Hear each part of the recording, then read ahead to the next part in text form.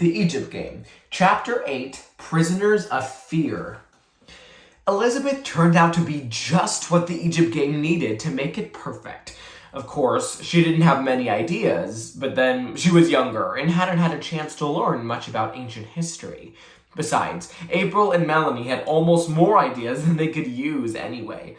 Elizabeth helped in many other ways. She was just crazy about every part of the Egypt Game, and she was full of admiring comments. For instance, she loved the hymn to Isis that Melanie had made up almost by herself, with just a little bit of help from a book of Egyptian poetry. Elizabeth said it was the most beautiful thing that she had ever heard.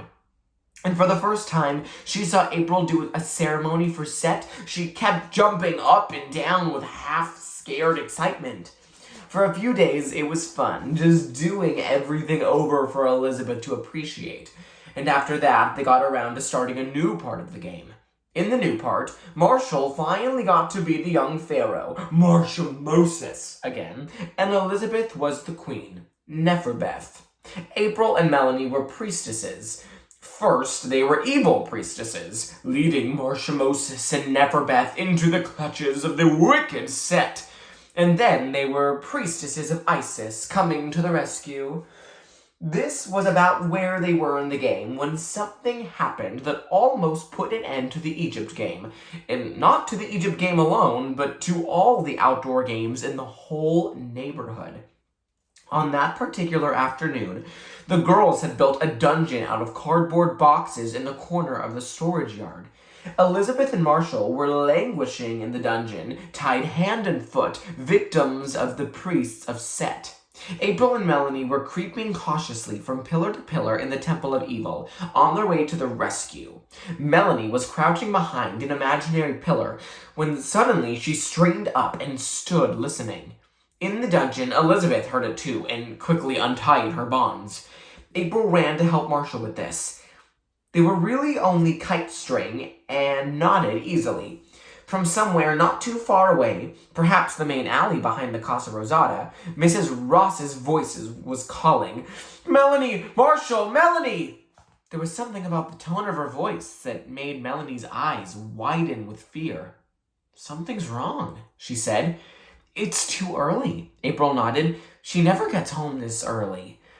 They scrambled through the hole in the fence and, dragging Marshall to hurry him up, they dashed for the main alley behind the Casa Rosada. From there, they could safely answer without giving the location of Egypt away. Mrs. Ross met them near the back door of the apartment house. Even though they all clamored to know what was the matter, she only shook her head and said, "There's been trouble in the neighborhood. April, you and Elizabeth come up to our apartment until your folks get home." Of course, they were all terribly curious, but Mrs. Ross wouldn't say any more. "We'll wait to discuss it until we have all the facts," she said. "What I know right now amounts only to rumors. There may not be any truth in the story at all."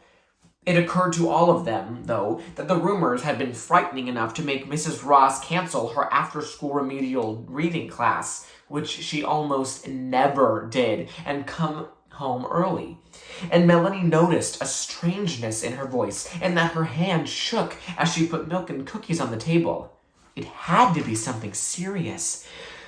By the next day, it was common knowledge. A little girl who lived in the neighborhood had been killed. She hadn't gone to Wilson School, so April and Melanie had barely known her, but her home was only a few blocks away from the Casa Rosada. Like all children in the neighborhood, and in all neighborhoods for that matter, she had been warned about strangers, but she must have forgotten. She had been on her way to the drugstore, the very one where April had purchased her eyelashes in the early evening, and she had never returned. The next day, her body had been found in the marshland near the bay. It was a terrible and shocking crime, but there was something else. Another circumstance that made it even more terrifying and threatening to the parents of the neighborhood. It had happened before. Almost a year before, a little boy from the same area had disappeared in almost the same way, and the police were saying that it looked as if the guilty person was a resident of the neighborhood. As the days passed and no arrests were made, fear and suspicion grew and spread in all directions, and a great silence began to settle over Orchard Avenue and the streets and alleys on either side.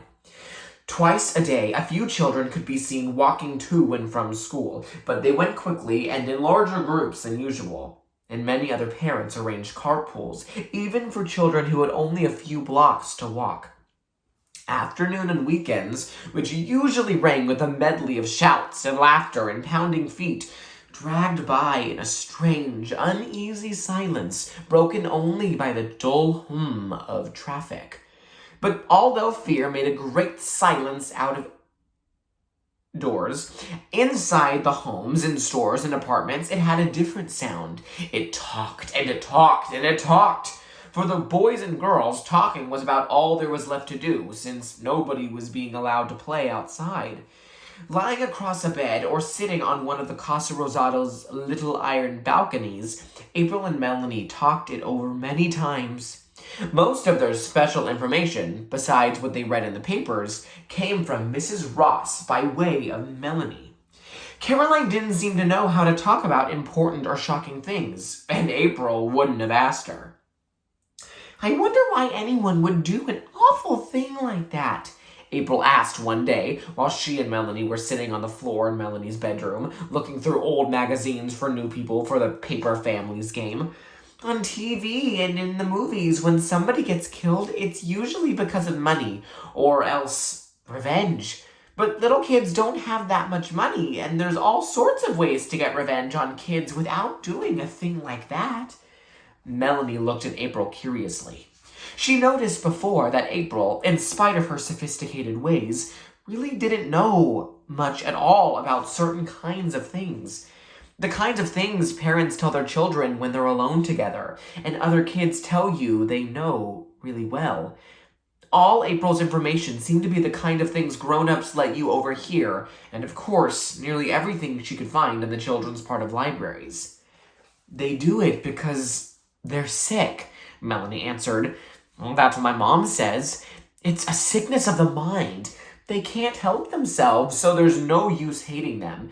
But they just have to be caught, or shut up, or they'll probably do it again."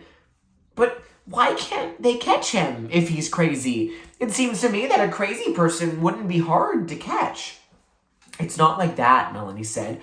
"My mom says some people who are crazy are only crazy at times, or in certain ways.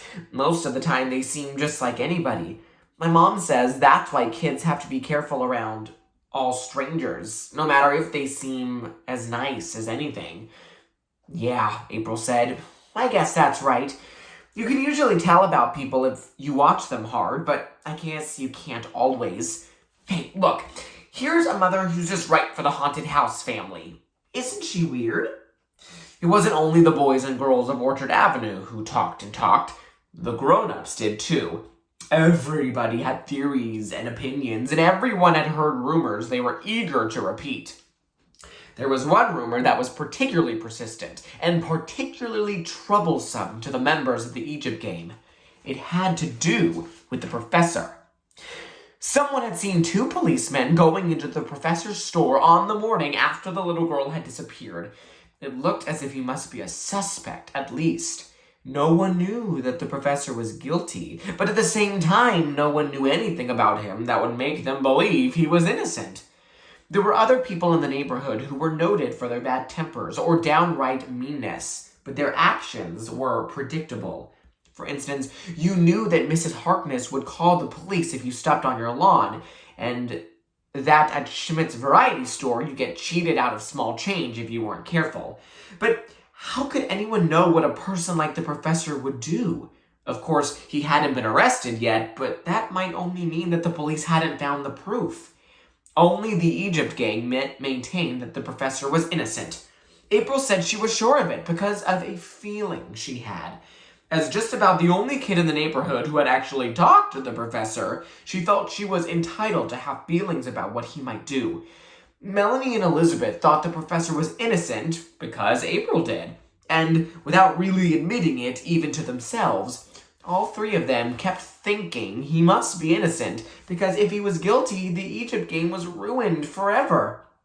Nobody plays games in the backyard of a murderer. But apparently, there were other people who were just as firmly convinced of the old man's guilt. 3 days after the murder, someone threw a brick through one of his store's show windows, and Mr. Schmidt organized a not-so-secret campaign to get people to write letters and sign petitions inviting the professor to leave the neighborhood. The fact that the professor sold old and cheap some of the things that Mr. Schmidt sold new and expensive was worth thinking about, but it really didn't prove anything one way or the other. Without the Egypt game, the days were very slow for the 4 Egyptians. Once or twice they tried to play the game indoors before the grown-ups were at home, of course. But it wasn't the same at all. In fact, it was such a disappointment that it was frightening. What if the magic was gone forever? But probably it was only the carpets and couches and curtains just didn't make the right atmosphere for a game about hidden splendors and giant mysteries in a land of mud and sand. Anyway, they decided instead to spend their time making some things they could use when they finally could return to Egypt. Elizabeth, who was very clever and artistic with her hands, started the costume idea by making herself a Nefertiti headdress out of a plastic bleach bottle with the top cut off. Next, Melanie got some old curtains from her mother, enough to make sheer flowing robes for everyone. The sheer robes were to be worn over short tunics made of pillowcases. It was April who got the idea of going around the apartment house and asking all the ladies if they had any old junk jewelry that they were willing to sell. Just as she predicted, most people gave them stuff and refused to take any money. Which was just as well, since they only had 19 cents between them. Some of the jewelry they took apart and glued or sewed onto their robes for decoration, but some of the necklaces and bracelets that looked a little bit like Egyptian they used just as they were. Their most successful creation was Marshall's costume. One day, when they were all working in the Ross's apartment, Marshall got out his indoor bowling game. The ball and 10 pins were made of light plastic so as not to dent up the furniture. April was watching him set up the pins and suddenly got a brilliant idea.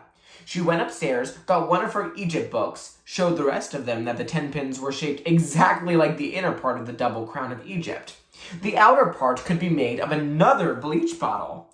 Melanie wasn't sure they ought to use up one of Marshall's 10 pins, but April pointed out that there was nothing wrong with a game of 9 pins. And anyway, they were Marshall's, and he was all for it when he found out that the crown was to be made for him. When it was all put together and painted, with a cardboard vulture's head and cobra glued to the front, it looked so impressive they could hardly believe that they had made it themselves. With no place to work but their own rooms, it wasn't long, of course, until their families knew the girls were making Egyptian costumes.